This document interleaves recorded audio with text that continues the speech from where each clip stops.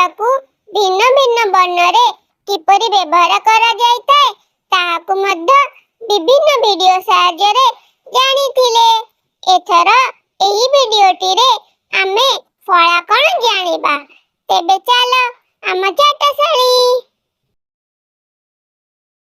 ଫଳା ସ୍ୱରବର୍ଣ୍ଣ ଗୁଡ଼ିକର ସାଙ୍କେତିକ ରୂପକୁ ମାତ୍ରା କୁହାଯାଉଥିବା ବେଳେ ବ୍ୟଞ୍ଜନ ବର୍ଣ୍ଣର ସାଙ୍କେତିକ ରୂପକୁ ଫଳା କୁହାଯାଇଥାଏ।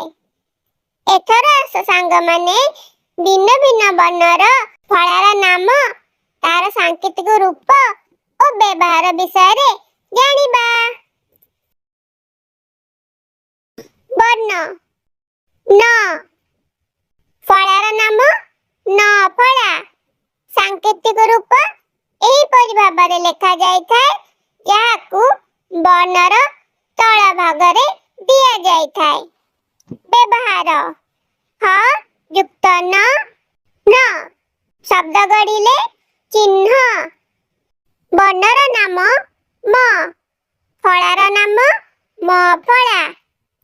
ସଂକ୍ଷିପ୍ତ ରୂପ ଏହିପରି ଭାବରେ ଲେଖାଯାଇଥାଏ ଯାହାକୁ ବର୍ଣ୍ଣର ତଳେ ଦିଆଯାଇଥାଏ। ବ୍ୟବହାର ଦ ଯୁକ୍ତ ମ, ମ ଶବ୍ଦ ଗଢ଼ିଲେ ଛଦ୍ମ। ବର୍ଣ୍ଣର ନାମ ୟ, ଫଳାର ନାମ ୟ ଫଳା। ସଂକ୍ଷିପ୍ତ ରୂପ ଏହିପରି ଭାବରେ ଅଟେ ଯାହାକୁ ବର୍ଣ୍ଣର ଡାହାଣ ପାର୍ଶ୍ୱରେ ଦିଆଯାଇଥାଏ। ବ୍ୟବହାର ଜ ଯୁକ୍ତ ୟ, ଜ ଶବ୍ଦ ଗଢ଼ିଲେ ପୂଜ୍ୟ। ବର୍ଣ୍ଣର ନାମ ର, ଫଳାର ନାମ ର ଫଳା। ସଂକ୍ଷିପ୍ତ ରୂପ ଏହିପରି ଭାବରେ ଅଟେ ଯାହାକୁ ବର୍ଣ୍ଣର ତଳ ଭାଗରେ ଦିଆଯାଇଥାଏ। ବ୍ୟବହାର ଅ ଯୁକ୍ତ ର, କ୍ର ଶବ୍ଦ ଗଢ଼ିଲେ ବକ୍ର। ବର୍ଣ୍ଣର ନାମ ଳ, ଫଳାର ନାମ ଳ ଫଳା। ସଂକ୍ଷିପ୍ତ ରୂପ ଏହିପରି ଅଟେ ଯାହାକୁ ବର୍ଣ୍ଣର ତଳ ଭାଗରେ ଦିଆଯାଇଥାଏ। ବ୍ୟବହାର ମ ଯୁକ୍ତ ଳ, ମ୍ଳ ଶବ୍ଦ ଗଢ଼ିଲେ ଅମ୍ଳ।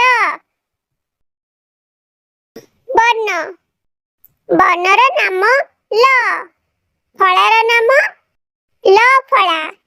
ସଂକ୍ଷିପ୍ତ ରୂପ ଏହିପରି ଅଟେ ଏହାକୁ ମଧ୍ୟ ବର୍ଣ୍ଣର ତଳ ଭାଗରେ ଦିଆଯାଇଥାଏ।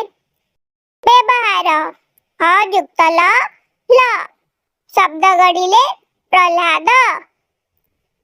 ବର୍ଣ୍ଣର ନାମ ୱ, ଫଳାର ନାମ ୱ ଫଳା। ସଂକ୍ଷିପ୍ତ ରୂପ ଏହିପରି ଅଟେ ଏହାକୁ ମଧ୍ୟ ବର୍ଣ୍ଣର ତଳ ଭାଗରେ ଦିଆଯାଇଥାଏ। ବ୍ୟବହାର ସ ଯୁକ୍ତ ୱ, ସ୍ୱ ଶବ୍ଦ ଗଢ଼ିଲେ ହସ୍ୱ। ବର୍ଣ୍ଣର ନାମ ବ, ଫଳାର ନାମ ବ ଫଳା। ସଂକ୍ଷିପ୍ତ ରୂପ ଏହିପରି ଅଟେ ଏହାକୁ ମଧ୍ୟ ବର୍ଣ୍ଣର ତଳ ଭାଗରେ ଦିଆଯାଇଥାଏ। ବ୍ୟବହାର ମ ଯୁକ୍ତ ବ, ମ୍ବ ଶବ୍ଦ ଗଢ଼ିଲେ ଆମ୍ବ।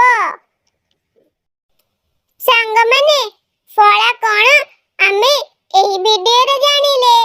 ଏଥର ଏହାର ପରବର୍ତ୍ତୀ ଭିଡିଓ ଗୁଡ଼ିକରେ ଭିନ୍ନ ଭିନ୍ନ ଫଳାକୁ ଭିନ୍ନ ଭିନ୍ନ ବର୍ଣ୍ଣରେ କିପରି ବ୍ୟବହାର କରାଯାଇଥାଏ ତାହା